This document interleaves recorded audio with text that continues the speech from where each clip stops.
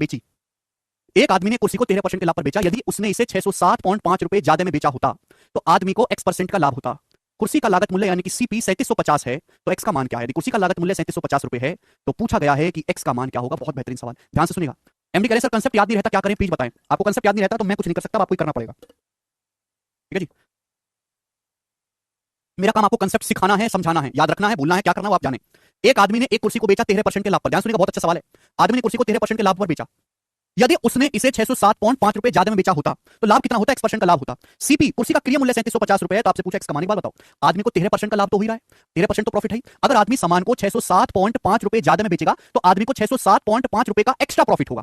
भाई इस पेन को अगर मैं 10 रुपए ज्यादा में बेचूं तो मुझे 10 रुपए ज्यादा फायदा होगा, सिंपल बात है। लेकिन आपको आंसर बताना है परसेंटेज में।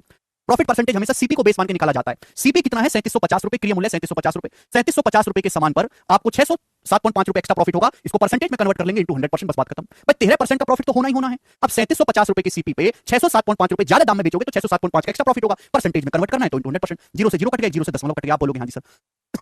25 से ये 25 से 15 बार जाएगा, ये कितना जाएगा? 25 से 1040 बार, 6024 बार और 75 3 बार, यानी कि 243। अब 15 243 को भाग देंगे 15 से तो 16 और 3/15 आ जाएगा, 1/5.2।